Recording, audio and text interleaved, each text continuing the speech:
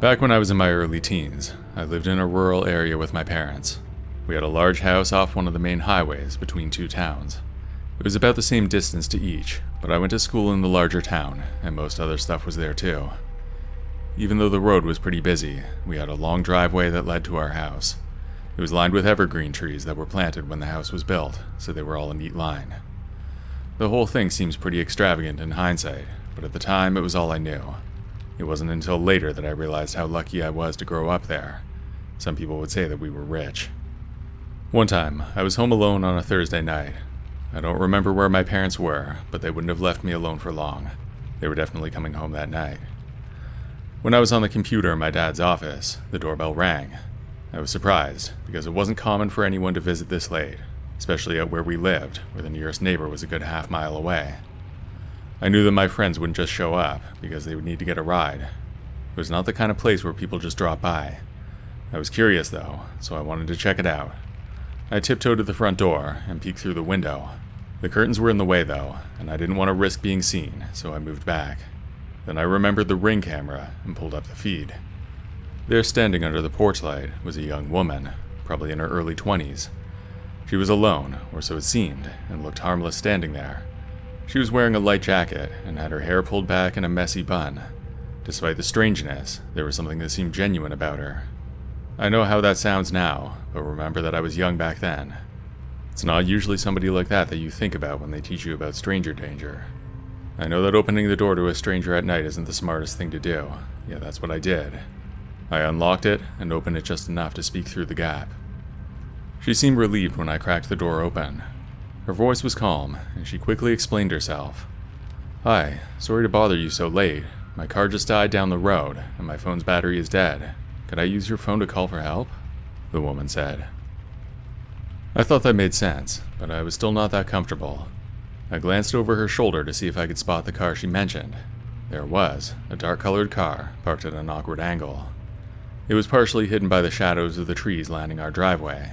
It was about 40 feet away from our front door. She noticed me looking, and turned slightly to glance back at it. "It's just there," she said, pointing. "I really wouldn't bother you if it wasn't an emergency," she added. I was torn. On one hand, she seemed genuine, stranded and in need of help. But something inside me knew that I shouldn't do it while I was home alone. Come to think of it, what kind of grown person would do that with a kid alone? She didn't even ask to talk to my parents, but I didn't think of that at the time. I was about to say something when I noticed a movement from the corner of my eye, a subtle shift in the car's dark interior. It was dark, but I was pretty sure that there was a movement in there. I thought I saw somebody, ducking down, likely trying not to be seen. Alarm bells went off in my head. "Is someone with you?" I asked. My voice cracked a little. The woman's face changed just slightly, a flicker of something like panic, but she regained her composure. "No, it's just me. Why do you ask?" Her response was shaky, her smile forced. I took a step back, keeping the door partially open. "I thought I saw something move in your car," I said cautiously. Really, I should have slammed the door right there and locked it as fast as I could, but I didn't. She laughed nervously. Oh, it must have just been a reflection or something, but her explanation didn't convince me. I didn't want to argue, so I simply nodded. "No problem, my phone's in the other room, I'll get it," I said. She smiled again, a bit too eagerly. "That'd be great, thank you," but her eyes darted past me, towards the interior of the house. I closed the door firmly, locked it, and quickly walked away to find the phone. Not to give it to her, but to call for help. When I got it, I called my parents, who were only about 20 minutes away in one of the towns. As soon as I got halfway through the story, my parents were on their way back. That was a long time to wait, and the police were likely to take just as long. I didn't bother calling them, but I would later learn that my parents did. I never went back out to the door, but I was watching on the camera. The woman waited for about 5 minutes, and then I saw her walk out of frame. I waited for a few minutes, and then I went to the front window and looked out. I couldn't believe my eyes when I noticed that the car was gone. That must mean that she was lying all along. From that moment on, I was terrified that somebody was going to break into the house. I didn't know where the car was, so for all I knew, it was around the corner somewhere. I hid in a closet until my parents got home. Minutes after that, a police car rolled into the driveway. My dad showed him the Ring footage, and he stayed for a bit, looking around, but took off without much hope of a real resolution. For me, it was basically confirmed already. That woman was up to something bad for sure. She was definitely a liar, and there was probably somebody else in that car. She was using her innocent look to try to trick me, and it almost worked. I made a lot of mistakes that night, but I was smart enough to call for help before it was too late.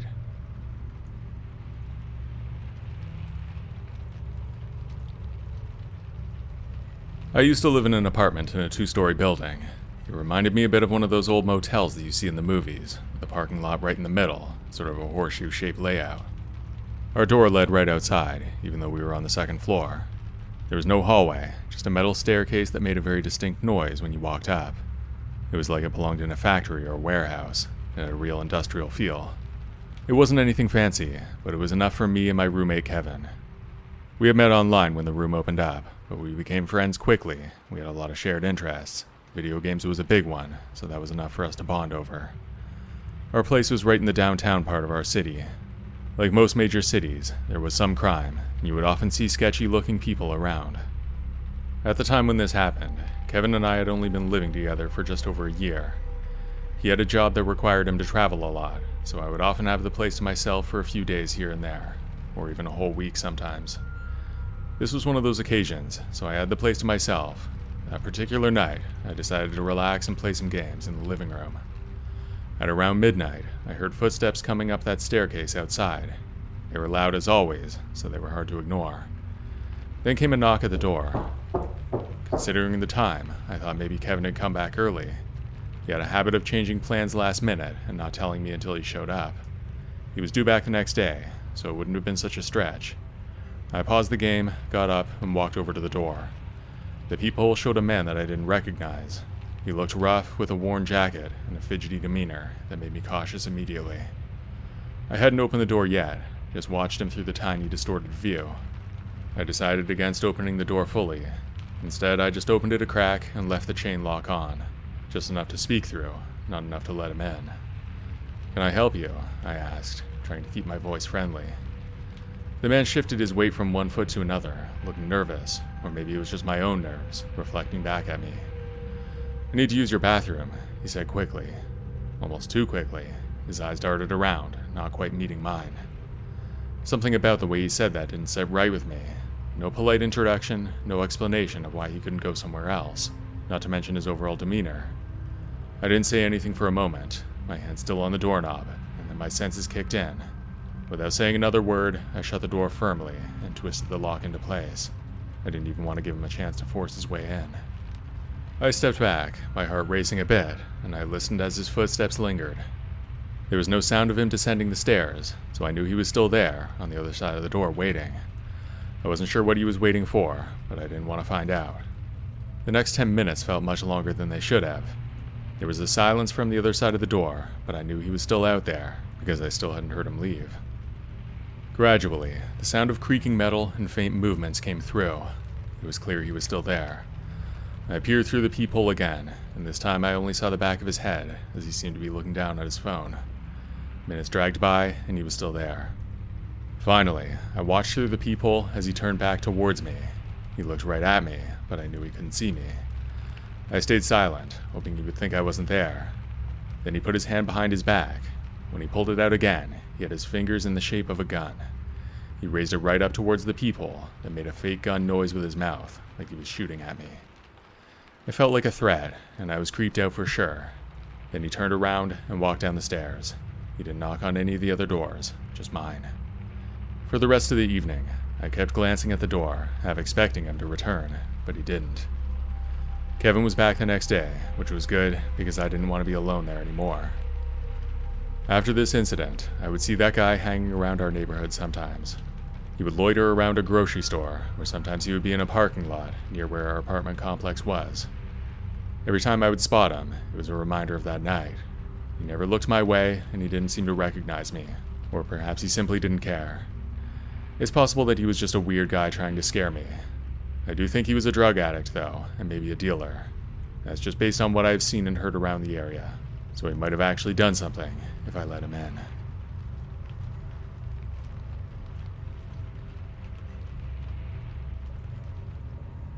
This happened in the summer of 2012, about 6 months after I got engaged to my then fiancée Taryn. We had just moved to a small town that was pretty much in the middle of nowhere.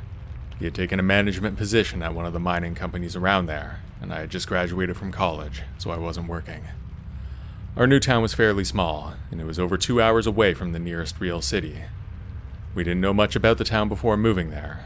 The whole thing happened really fast, and since the job was a good opportunity, we didn't want to pass it up. Because of that, we didn't buy a house right away. Instead, we rented a place without even seeing it first. I guess we figured if it was that bad, then we could move fairly easily, especially because Taryn had a good job. The house we rented was way bigger than 2 people could ever need. It was an older 2-story house with white panel siding that had seen better days. It was outdated on the interior, and the floors creaked badly, especially in the upstairs. At the front, there was a concrete staircase that led up to the sunroom, and the front door was in there. All the windows at the front went into the sunroom, so any natural light had to go through there before it would get to us. There was no fence around the yard separating us from the neighbors, just a row of short bushes marked our property on the sides. We never did much with the backyard, but nearby, there was a small river with a walking path next to it. From the back window, you could often see people walking by with their dogs, even sometimes late at night. We would go out there for a walk at least a few times each week, not because it was particularly nice, but because it was so close. It was an unpaved path that was not lit, so it could get dark if you went out too late. We had been there for about 2 months, and my fiance's work was going well. I was working part-time at one of the stores in town, while trying to figure out what else I wanted to do. It was boring work mostly, but the people were good. One day, we were out walking on that path. On one side there was the river, which was only 10 feet wide. The other side was lined with houses for part of the way, but after a mile or so, it was an open field. Once we got to the open field part, we saw a fire burning in the distance. It just looked like a campfire, nothing serious. We didn't think you were supposed to have fires out there, but we didn't care much and never did anything about it. The next day, I was talking to one of our neighbors, and she mentioned that there were people living out in that field. The town didn't have much of a homeless problem, not that I knew of anyway. That was news to me, and I thought it was a little unsettling. The next week, my fiancé had to spend the night out of town for work. It was just supposed to be one night, so I wasn't that worried. The big house seemed very empty though, with just a single person. It was a lot of space even for 2 people, so with just me, it was almost eerie. I worked that day, and as soon as I came home, my fiancé was gone. As soon as I had dinner and sat on the couch, I noticed the house making more noises than I was used to. It was an old place and it had some quirks. Some of the doors would creak from changes in humidity throughout the day and make a loud cracking noise. It startled me sometimes. For whatever reason, I was noticing it more now that I was alone. When the sun was down, I was in our living room reading a book. The back window was to my right, and I couldn't see anything outside because it was too dark. Seemingly out of nowhere, I heard a loud bang at the back door. I jumped up right away and dropped my book on the floor. My head jerked to the door, and just then, another bang came. I saw the door jolt this time. There was somebody out there, and they were trying to get in. It kept happening, and all I could think to do was stand there watching. It was a solid wood door that I think was original to the old house, so I would have thought it would be strong enough to hold, but it seemed the frame itself was what was giving way. After another few bangs to the door, I finally came to my senses and realized that I needed to move. My first instinct was to lock myself in the bathroom upstairs, but I thought better of it. That old horror movie trope seems to be based on some truth, because at that moment, that's what I almost did. Since my fiancé was away on a work trip, he took a work vehicle, and he did leave our car, so I grabbed the keys, and then I went out the front door. I was cautious as I left, because I was worried that somebody else might be out there waiting for me. I turned on the patio light first, and then opened the front door. I stepped into the sunroom, which was still enclosed behind another door. That door would have been easy to get into, for anybody willing to break it.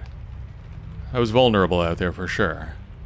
With the outside light on, I could just barely see the parked car on the driveway to the side. I ran out towards the car, half expecting somebody to grab me along the way. I made it to the car though, and locked the doors as soon as I got in. As soon as I started driving, I realized that I didn't have my phone, but I kept driving anyway. Once I was getting close to town, I realized that I didn't know where to go. It was past 11, and most things were closed. After driving for a while, I remembered a gas station that we usually went to. When I got there, I was relieved to see that it was still open. The worker there called the cops for me.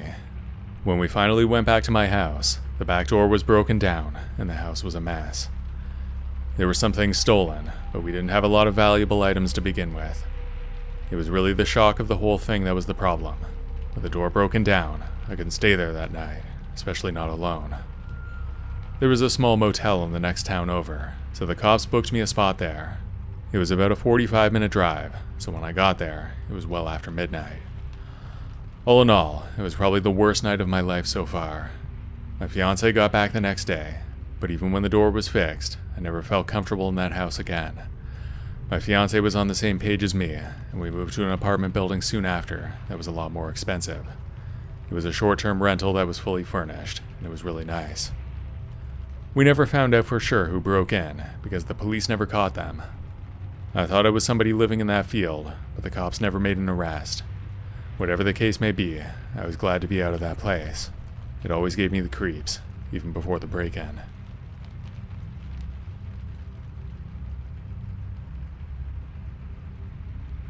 This happened when I was still a student at college. It was my second last year, and I was sharing a house with 3 roommates. It was getting close to the holidays, and all of my roommates had gone to visit family. I wasn't used to being alone, but it would happen that time every year. I moved from a different country to go to school, so I couldn't just go back to the holidays the way the others did. The house was a somewhat run-down 2-story one near a major bus terminal. It was definitely a rough neighborhood. There was a housing project on the other side of the bus stop, but I kept to myself enough and never had any problems. It was a short bus ride to the school from there. The house was old, but it was perfect for students. We moved there because it was cheap and close to everything. My room was upstairs, second door on the right. It was small with peeling wallpaper and a window that looked over the small backyard. The lock on my door was a bit faulty. It needed a good jiggle to secure it. My roommates were all friends though, so we didn't use the locks most of the time anyway. That week, I had the entire place to myself. I cleaned up a bit, did the dishes, and tried to enjoy the time alone. Since my classes were all over, it felt good to have some time to myself without feeling guilty for not studying. I had a movie going in the background on my laptop for most of the night, but I was only kind of watching. The next day, I decided to meet up with some friends. There were some other foreign students that stayed back for the holidays, so we met up to have our own little celebration. It was still almost a week before Christmas, so everything was still open. It gets cold where I lived, so the roads were icy, but there was not much snow. We ended up at a local bar, a cozy place that had good food and a laid-back atmosphere. It was a relief to be around people for a bit, because I was getting pretty lonely. It was nice to unwind and laugh over a few drinks, but as the evening wore on, a few of the guys decided to go, so we all decided to call it a night. It was past midnight anyway. They all lived in the opposite direction to me, so we split off as soon as we left the bar. Standing on the street, I was feeling tired, so I decided to spring for an Uber, even though I couldn't really afford it. The car arrived quickly and stopped in front of me on the street. It was a normal-looking car that was dark in color. I got into the back seat, and we took off, nothing out of the ordinary yet. The ride was fine, and the driver seemed friendly. He was a guy, probably in his mid-30s. He had thick glasses, but I didn't get a good look at his face otherwise, just the sliver in the rearview mirror. Things started off all right, and he asked me how the night had been. I was happy to exchange pleasantries, but then he asked if I was heading home to family. "Nope, just me alone tonight," I said. But I realized a bit too late that I probably shouldn't have mentioned that to a stranger. The driver nodded, seemingly unfazed, and we continued the rest of the ride in silence. When we got close, I told him that anywhere on that street was fine. I was tired and eager to get home, thinking only of my bed. I thanked the driver as I got out of the Uber and headed up the walkway to my front door. The night was cold and the icy ground crunched under my feet as I walked. Once inside, I locked the door behind me and quickly checked the back door and the windows before heading upstairs to my room. As soon as my head hit the pillow, I must have fallen asleep because that's the last thing I remember before waking up in a dark room. I looked at my phone and the time was just past 1 in the morning, so I had been asleep for only about half an hour. After I was awake for a few seconds, I noticed a noise from downstairs. At first, I thought I might have imagined it, maybe a fragment from a dream. But then I heard it again, a faint scraping and/or creaking sound. My heart started pounding as I sat up, straining to hear more. Quietly, I crept to my bedroom door listening. The house was old and creaky, but the sound was more than the normal ones from the house. As I stood there frozen, the scraping sound stopped, replaced by a more ominous sound, the faint turning of the doorknob on the front door. That was when I knew somebody was breaking in. I reached for my phone on the nightstand and called the police. By then, I could hear footsteps on the floor downstairs, so I knew there was somebody in the house. While I whispered my address into the phone, my eyes were fixed on the narrow sliver of light under my bedroom door. I was watching for shadows. The operator instructed me to stay on the line and keep quiet, because officers were on their way. The wait felt endless, because I knew they didn't have much time. That was when I remembered the lock on my bedroom door. I was tempted to lock it, but I didn't want to make any noise that would draw any attention to myself. I decided to leave it alone until I was sure I needed it. With any luck, the intruder was just looking to steal some things, and they would leave me alone. Then I began to hear sirens, and they were getting close. As soon as it sounded like they were almost there, I heard the person downstairs start to run. I heard the back door unlock and then open. I was pretty sure he ran out that way. I looked out the window, but it was too dark to see much. The police got there within a minute, but the intruder was gone by then. They never caught him. I still don't know who he was, but I thought about the Uber driver who had dropped me off. Without any real evidence, though, it wouldn't have been right to make any kind of report. Like I said earlier, we lived in a rough neighborhood, so it could have been a coincidence. I had lived at that house for about a year before, though. That was the first time anybody had broken in. I was alone at that house for the next week, and it was pretty scary the whole time. Not only that, but the lock on the front door was badly damaged, and it took 2 days before the landlord sent somebody to fix it. That was a scary time.